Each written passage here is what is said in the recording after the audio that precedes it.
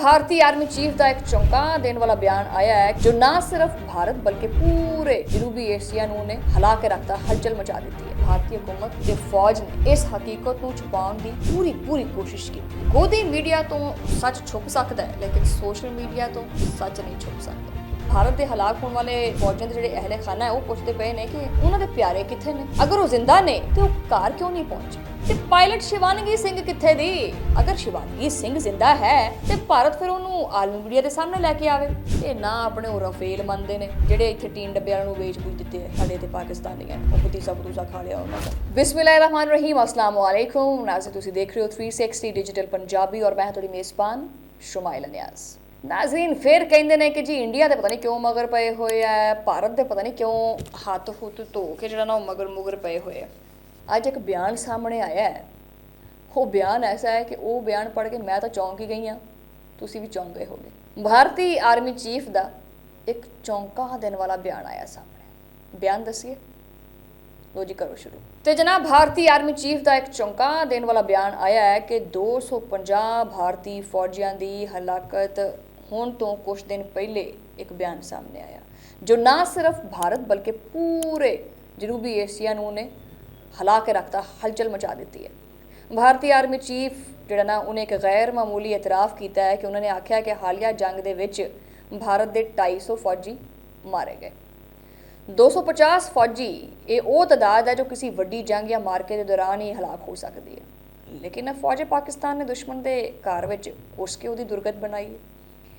General साहब ने इस बयान आख्या कि हालिया तनाज़े के 250 भारतीय फौजियों की हलाकत हो चुकी है तो यह खबर दुनिया भर के मीडिया में छा गई है और बहुत सारे ने तो इन्हें चौंका दिता है, जबकि भारतीय मीडिया के जोड़े बयान ने उन्होंने देखते हुए सूरत हाल कुछ मुख्तलिफ नज़र आती है।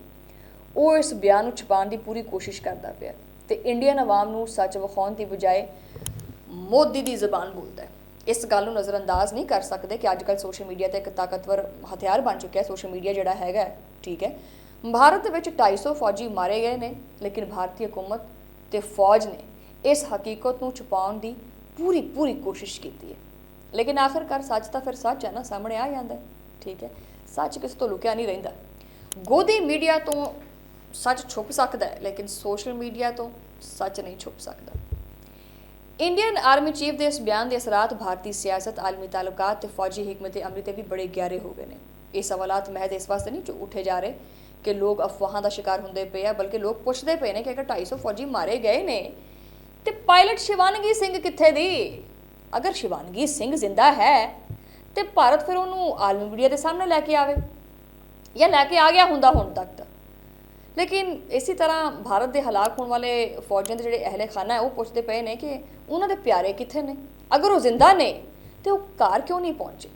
इसी वजह तो इंडियन आर्मी चीफ ने इतराफ़ किया है कि उन्होंने फौजा के हलाकतों की तादाद बहुत ज़्यादा है। ठीक है, वो कहते हैं कि साढ़े प्यारे जो सानू नहीं मिलणगे तो असीं फिर एहतजाज करांगे। इसी वजह तो मजबूर हो के इंडियन फौज ने या इंडियन फौज के सरबराह ने उन्होंने इस सच को तस्लीम कर लिया बई कि वो अब हम में नहीं रहे। भी ये जी अगर जो कोई मामला अगर हो ही गया सी तो पहले ही दस देंगे। देखो जो पंगा पैंदा है ना तो किसी की बांह नहीं रहिंदी, किसी की लत्त नहीं रहिंदी, किसी का सिर नहीं रहिंदा, कोई बंदा पूरा का पूरा ही नहीं रहिंदा, लेकिन बंदा मनता है फिर उस चीज़ का एतराफ़ करता है कि भाई साडा इन्ना नुकसान होया। ये ना अपने वो रफेल मनते हैं, ठीक है, ਜਿਹੜੇ ਇੱਥੇ ਟੀਨ ਡੱਬੇ ਵਾਲਿਆਂ ਨੂੰ ਵੇਚ ਬੂਝ ਦਿੱਤੇ ਹੈ ਸਾਡੇ ਤੇ ਪਾਕਿਸਤਾਨੀਆਂ ਨੇ ਉਹ ਪਤੀਸਾ ਖਾ ਲਿਆ ਉਹਨਾਂ ਦਾ। ਤੇ ਉਹ ਜਿਹੜਾ ਹੈ ਨਾ ਰਾਫੇਲ ਮੰਨਦੇ ਹੈ ਤੇ ਨਾ ਕਹਿੰਦਾ ਕਿ ਜੀ ਸਾਡੇ ਕਿਸੇ ਫੌਜੀ ਨੂੰ, ਉਹ ਮੈਂ ਕਹਿੰਦੀ ਨਹੀਂ ਇਹਨਾਂ ਦੇ ਫੌਜੀ ਜਿਹੜੇ ਗਿੱਠ ਜਿਹੜੇ ਹੁੰਦੇ ਆ ਇਹ ਨਾ ਕਿੰਨ ਲੈਂਦੇ ਨੇ ਇਹਨਾਂ ਹਲਾਕਤਾਂ ਨੂੰ ਮੰਨਦੇ ਹੈ, ਲੇਕਿਨ ਦੂਜੇ ਪਾਸੇ ਇਹਨਾਂ ਦਾ ਆਰਮੀ ਚੀਫ ਕਹਿੰਦਾ ਕਿ ਜੀ 250 ਬੰਦਾ ਜਿਹੜਾ ਨਾ ਉਹ ਹਲਾਕ ਹੋ ਗਿਆ।